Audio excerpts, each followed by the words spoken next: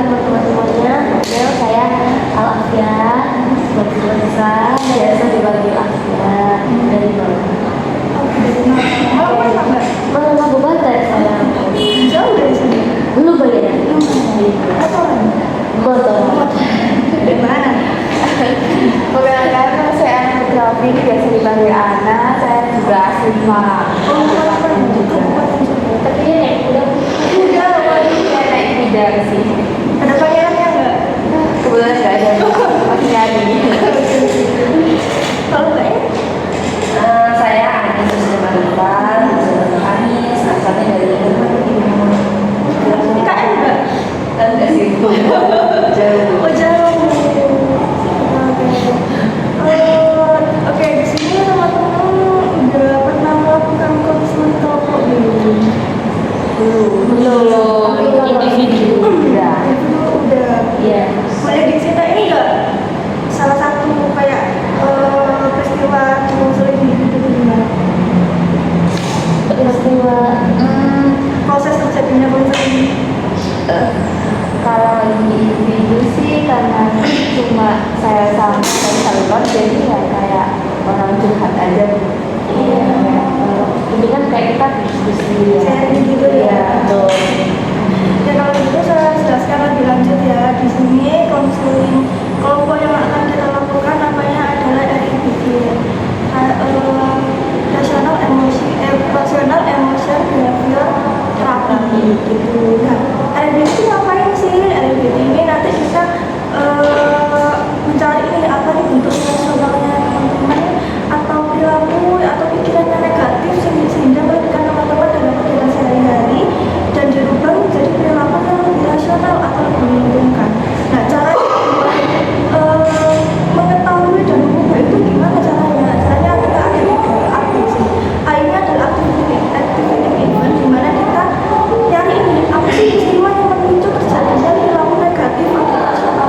Kemudian ada beliefnya teman-teman atau kepercayaan dari perilaku tersebut, apa sih dampaknya dari sifat atau sikap teman-teman yang timbul sehingga menimbulkan konsekuensi atau perilaku yang entah itu dari bentuk emosi atau tindakan yang diberikan oleh teman-teman atas belief yang udah ada tadi.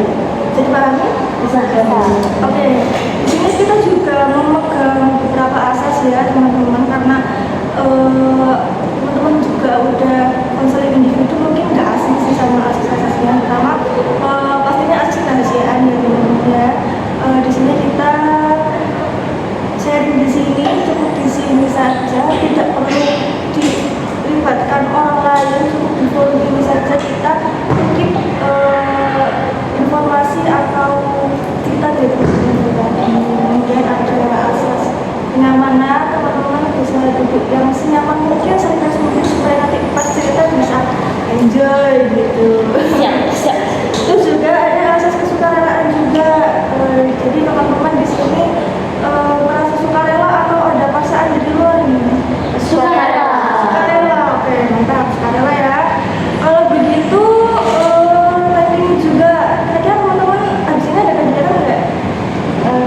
Ada sih Bu saya. Ada. Iya, betul. Saya nggak ada sih. Oh, nggak ada. Nanti soalnya sebutin langsung yang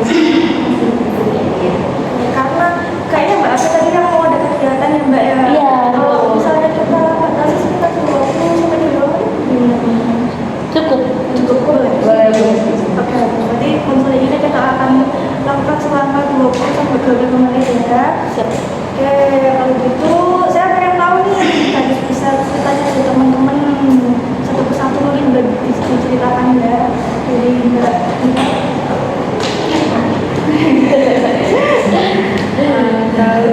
Kalau saya ini ngerasa lebih nyaman di rumah daripada di rumah. Cuma di rumah banyak nyaman karena di rumah ya.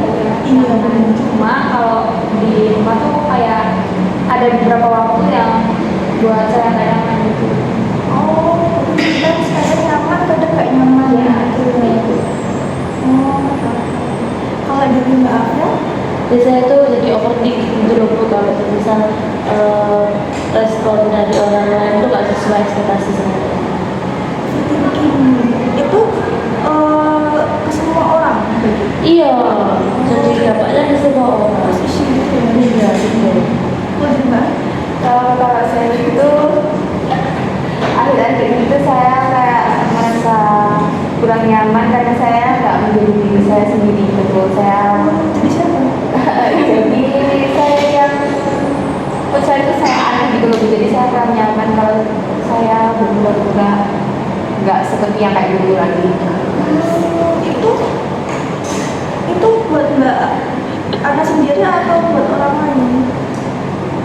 Perubahan saya itu juga berdampak buat orang lain sih. Kalau ada Mbak Anis, Kalau saya hari ini tuh merasa merasa kesepian karena saya tuh sulit untuk berteman dengan orang lain. Iya, tapi akhirnya kesepian ya. iya. Dari cerita teman-teman ini macam-macam ya, terus juga cukup kompleks beberapa. Nah, kita sepakati dulu nih kira-kira siapa nih yang sekiranya mau cerita masalahnya lebih lanjut, yang sekiranya tuh urgent banget kayak harus diselesaikan sekarang. Kayaknya Mbak Agis deh tuh. Tadi kan kayak kesepian bilang. Iya, kesepian dan merasa bilangnya dari Kalimantan mungkin kayak Iya, jauh. Banyak baru mungkin Iya, iya. atasinya kayak bisa. Mbak Anis gimana? Kesedihan nggak? dia dulu. Oke, ya mungkin bisa diceritakan secara detail ya. Jadi saya tuh Bu sebenarnya saya suka keramaian gitu. Jadi kalau misalnya saya lagi sendiri itu jadi buat saya tuh kayak kok aku gak punya teman ya gitu. Jadi buat saya tuh merasa kayak gimana nih nanti kok kalau misalnya nanti udah misalnya kuliah aku gak punya teman sama sekali dari kuliah ini. Sekarang kan di luar Jawa, jadi kan saya juga butuh relasi. Jadi kayak nanti gimana nih kalau misalnya aku gak punya relasi sama sekali di kuliah ini kayak gitu. Jadi buat saya itu jadi kayak gimana ya caranya supaya aku bisa punya teman, supaya aku nggak merasa sendiri. Sebenarnya ada dulu teman, cuma saya tuh walaupun berada sama teman, tapi saya di dalam diri saya tuh tetap merasa kayak sendiri gitu, nggak merasa kayak ada orang gitu. Dari ceritanya Mbak Anis tadi, Mbak Anis suka keramaian tapi kadang-kadang suka merasa kesepian kayak "Duh, aku kok gini-gini aja, relasiku gimana gitu ya." Nah terus kalau di keramaian itu apakah Mbak Anis masih merasa sendiri pada itu di keramaian gitu? Iya, biasa sih merasa walaupun itu kan bukan benar-benar, cuma saya merasa kayak saya tetap sendiri. Saya jadi kayak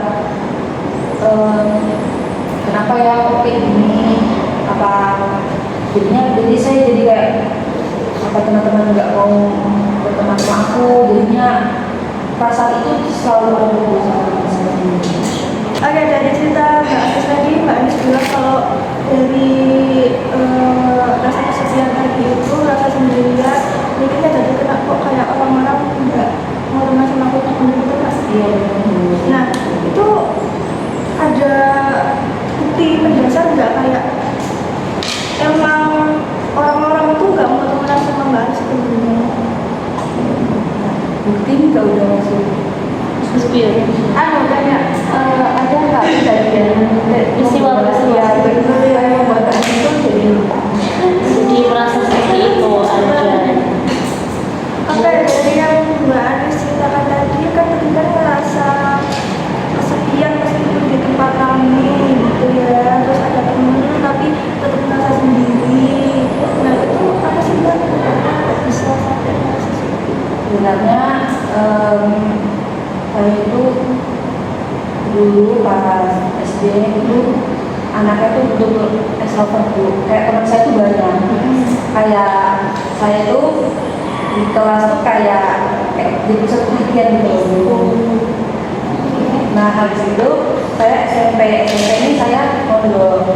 Saya itu dulu sendiri Bu, dari lingkungan saya sekitar rumah tuh nggak ada sama sekali yang mondok di tempat tersebut. Dari di situ jadi saya kayak karena saya itu lingkungan yang baru, jadi membuat saya jadi lebih menutup diri. Jadi pas SMP itu saya tuh kayak lebih banyak yang kayak jarang ikut, jarang interaksi sama orang lain gitu loh Bu. Habis itu pas SMA saya coba kayak upgrade diri gitu lah supaya nggak pendiam gitu. Soalnya pas SMP itu saya sama sekali jadinya nggak punya teman dulu karena saya pendiam itu. Jadi kayak saya cuma berteman ya udah teman aja tapi nggak bisa sama iya nggak deket. Terus itu pas SMA saya jadi kayak maksa ini kayak aku harus lihat teman nih, SMA aku harus lihat teman supaya nanti aku punya teman di selain, maksudnya bisa ketemu di selain di pondok gitu buat jalan atau apa gitu kan. Nah dari situ saya mencoba untuk menunjukkan diri saya yang mungkin sekiranya itu bukan diri saya aslinya gitu. Jadi saya nunjukin yang serang-serangnya aja kayak gitu supaya teman-teman mau nih untuk berteman sama aku gitu. Nah dari situ pas kuliah ini jadi yang perasaan itu tuh semakin besar gitu. Jadi buat saya kayak sampai SMA pun saya tuh nggak punya teman yang betul-betul dekat gitu sekarang. Jadi itu jadi buat saya kayak kenapa nih kok aku nggak punya teman sama sekali. Jadi sekarang saya tuh jadi kayak pas kuliah ini jadi kayak harus buat effort lebih supaya teman-teman ini mau berteman sama aku. Oke, dari pertanyaan Mbak Anis tadi, dari pernyataan Mbak Anis tadi saya ada beberapa pertanyaan yang pengen saya sampaikan dan saya pengen tahu nih. Yang pertama, tadi kan pas SD kan ekstrovert ya, terus tiba-tiba di SMP, di SMA menjadi pendiam sampai nggak punya teman. Nah itu apa Mbak? Kan kenapa kok bisa seperti itu dari ekstrovert menjadi Saya yang pertama pastinya karena saya merasa itu lingkungan baru kan, lingkungan baru. Saya sendiri, saya di situ betul-betul sendiri di pondok itu, nggak ada teman yang dekat gitu loh. Nah saya itu merasa kayak semua orang tuh kok jadi kayak saya masih jadi kayak saya nggak cocok di lingkungan ini. Jadi itu buat saya jadi kayak untuk diri gitu. apakah di SD itu berarti dekat dengan rumah, sedangkan kalau di SMP jauh dari rumah? Apakah itu benar? Iya itu bisa juga dulu. Soalnya kan yang dari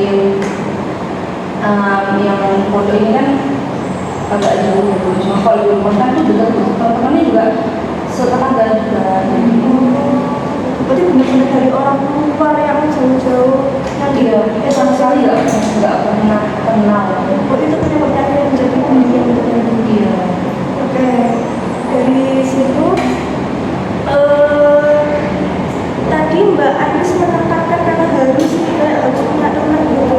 Nah yang dalam tuh Mbak Anis itu apa kalau bagus gitu? Ya, jadi saya tuh sekarang itu dulu berusaha untuk selalu dianggap menyenangkan sama orang lain. Saya nggak ingin orang lain tahu apa kelemahan saya. Saya takut nanti saya kasih kelemahan saya itu malah buat mereka jadi kayak aku sekarang gitu loh. Dari teman-teman nih, ada nggak yang tanggapan atau pertanyaan ke Mbak Anis? Tadi kan Mbak Ais bilang kalau Mbak Ais ini di sini punya teman. Walaupun kayak kalau ada kesibukan nggak bisa sendirian kan punya teman yang agak dekat kan. Kalau Mbak Ais ini nggak mau nunjukin sisi Mbak Ais. Nah tapi ada nggak kayak Mbak Ais sama temen itu kayak saling curhat cerita gitu. Terus kan kalau dekat berarti otomatis temennya juga tahu hal buruk baik buruknya Mbak Anis itu. Apa ada komen dari teman Mbak Anis itu tentang hal itu? Kalau saya ya pasti juga curhat ya, karena kan juga tidak saya nggak pernah dekat, cuma dalam saya sendiri itu saya ada batasi. Jadi saya cerita, cuma saya nggak mau yang buruknya itu yang keluar. Jadi kayak saya cerita yang salah-salah aja, mungkin yang buat menurut saya yang buat dia tuh jadi kayak wow anak ini keren sih kayak gitu. Saya menutup diri untuk bercerita yang dalam tentang yang buruk-buruknya saya gitu. Iya, aku tanya. Mbak Anis kan berpikir kalau